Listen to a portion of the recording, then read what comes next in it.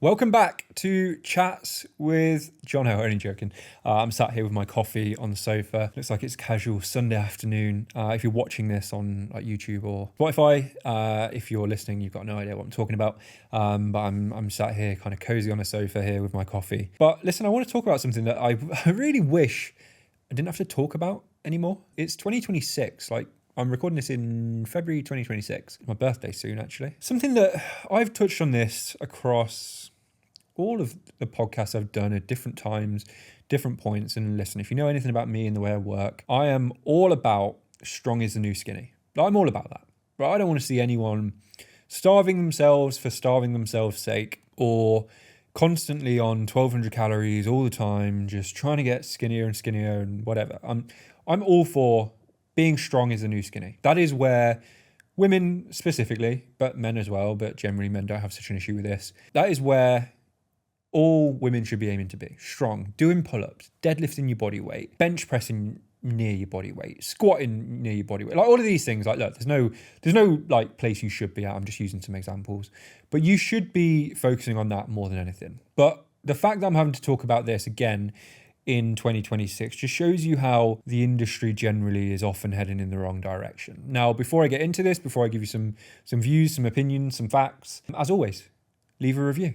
Give me a 5-star review. Let me know your thoughts. And listen, if you've heard me talk about this already, and I'm talking about it again, you give me your thoughts on it. I'd love to hear them. And look, as well, if you want to work with us, you can go to Instagram, Body Composition Coach. You can find how to work with me one-to-one. You can find how to work with my team, and you can find how to work with us as a group program. But ultimately, go there, have a look, click on the link in the bio. You'll see all those options there. But in the meantime, let's get stuck in. Right, so strong is the new skinny, and this is the general consensus. And I suppose here, listen, I'm not talking so much about younger women. I'm talking, in like their 20s or whatever. I do think there's a real culture taking place in that kind of age group where gym and training and protein and stuff, way more so than probably what it used to be. And I'm all for that. I absolutely love it. I'm talking probably here mainly about 30 plus, 40 plus, because it's catching on and I love it. It's great. It's catching on. More women are in the gym than ever. Resistance training, strength training, trying to do pull-ups, trying to get strong, not just trying to like skinny themselves down and get smaller. There is just a bit of an issue. And it's that the strong, not skinny culture is catching on, but the application of the strong bit isn't really. And it's that we're still not, in 2026, training efficiently and effectively to build muscle. And look, please don't turn this podcast off at this point, because I speak to enough of you every single day on Instagram, on the phone, on Zoom, on just people that I pass in the street and in the gym who know what I do. And look, I know you go to the gym and I know you train, but just hear me out for a second that you might not be building muscle doing what you're doing, right? For example, if you're doing like legs, bums and tums, or if you're doing Les Mills, or if you're doing classes generally, honestly, and listen, I don't like painting everything with the same brush, but honestly, you're probably not building muscle, right? You might do to start with if you've never trained, and then suddenly you go into body pump and you start lifting some stuff. You might build a tiny little bit, but you're not actually getting significantly stronger. So you're not getting, and this isn't slagging anyone off, you're just not getting the benefits from doing the work that you thought you probably are, right? The same goes for other things. Like if you're going to, because group PT is a big thing now, right? Lots of people are doing group PT now, and that's all well and good. But if you just kind of go in and you're not being given that personal approach, you're not having your weights overloaded every single week, you're not learning about your nutrition and your training, you just kind of turn up and be like, well, I'm going to group PT, and you're paying for that, and usually it's quite expensive. And you're paying for that. Look, it doesn't really guarantee that you're building muscle, right? You might be lifting some weights, but if you're not progressively programmed and you're not adding weight and reps and doing that periodized over like a build phase and a dieting phase and then a performance phase and all this stuff, if you're not periodizing in that way and whatever, it is like you might be building some, but again, you're probably not quite building enough muscle or getting as strong as you think you are. And I think also it just kind of goes without saying, like, it's fantastic that more women are in the gym than ever. But look, controversial take here, there becomes a point where doing something is better than nothing actually just wears a bit thin. And I think there is just this general consensus of like, well, I'm going to the gym now.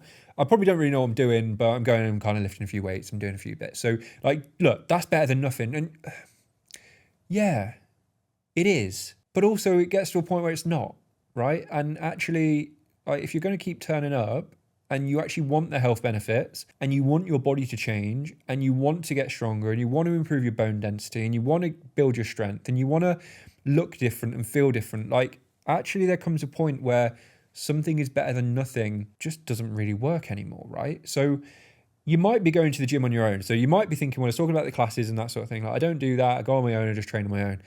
That's fine. But also I've spent enough time in gyms and I'm in the gym most days, right? 75 to 80% of people aren't training very well. So I think I just ask you this question, right? And people are always very, very resistant to this conversation. And that's why half of you are probably turned off. But I just ask you this question, right? What are the chances that you might be part of the 80%? You might be, right? You might think, I'm going to the gym, something's better than nothing, I'm turning up, strong is the new skinny, I'm doing what's required. But there's a possibility, just hear me out, there's a possibility you might be able to do things a little bit better and therefore actually get more results and better results and more significant results.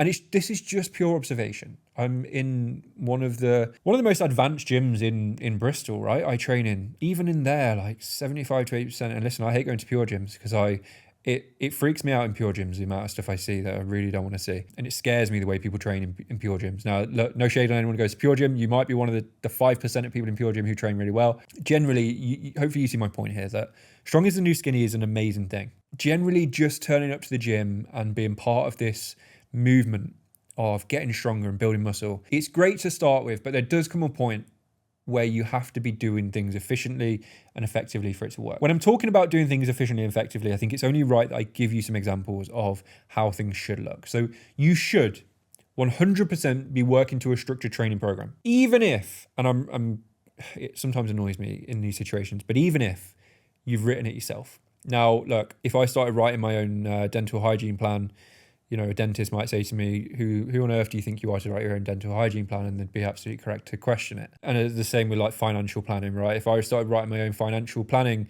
document, a financial planner might just question that a little bit, and they'd be right to do so. So I do the same thing generally when people are like, oh, I just write my own plans. And like, yes, it's a really good plan. Well, okay, my financial plan was really, really good, and then I was bankrupt. That's not a true story, by the way. I wasn't. But you see my example. But look, you should be working from a structured training program. And when I say a structured training program, that is repeatable every single week. You don't change it. You can rinse a program, by the way, because my clients ask me this sometimes. Now, I do generally change my clients' programs like every 6 to 8 weeks, but more for variability. Like, you can run a program into the ground. My current program I'm on now, I think I've done it for like 4 or 5 months and I'm still progressing on it. So you can run a program until you can't run it anymore, basically, until you're just not progressing anymore. But it should be really well designed. It should be progressible. It should be repeatable. You should be able to keep progressing on it week on week on week on week. So that's really, really important. The other thing that you should be doing if you want to be, you know, successful in this strong is the new skinny movement is you should be progressively overloading.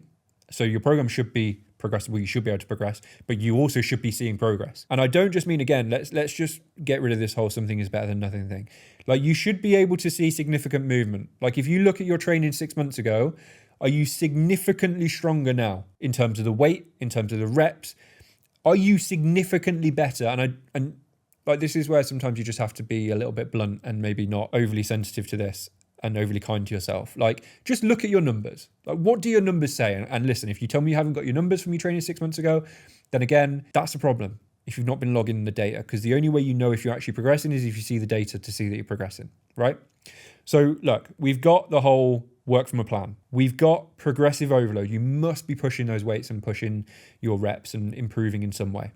And you must be able to document it. So that's kind of point number 3. You must have the data to back it up. So don't just say, I'm going to the gym and I'm getting stronger, right? Prove it. Not to me, not to anyone. Like, you don't have to show anyone, but you've got to prove it to yourself. Because if you're not, that's a cause for concern. And you can look at that and be like, actually, do you know what? I'm not getting the health benefits. I'm not getting the body changes and whatever, because I can see the data doesn't back it up. And it doesn't work like, well, I've been lifting the same 8-kilogram kettlebell since like June last year. So yeah, I've definitely been getting stronger. It doesn't work like that. Like, you could still be turning up and doing the thing, but not getting stronger and then not getting the benefits from it. Okay. So we've got the plan, the progression, and the data to back it up. Then the kind of the fourth thing, and probably the most important, because it kind of goes with all the other stuff, is the intensity. You must, and you'll have heard this, and look, it's probably boring at this point listening to it. You'll have heard this already. You must be working somewhere near failure. There is this debate actually in the fitness industry that you don't need to work all the way to failure every time. And that is correct. You need to be kind of within that like 1 to 2 reps of failure with most things, right? The problem with this, and the problem where this becomes more of an issue, is when people have no idea where failure is. I did a video recently, right? And I was on a pendulum squat. If anyone knows what pendulum squat is, they are the most disgusting thing that you can ever use for your legs.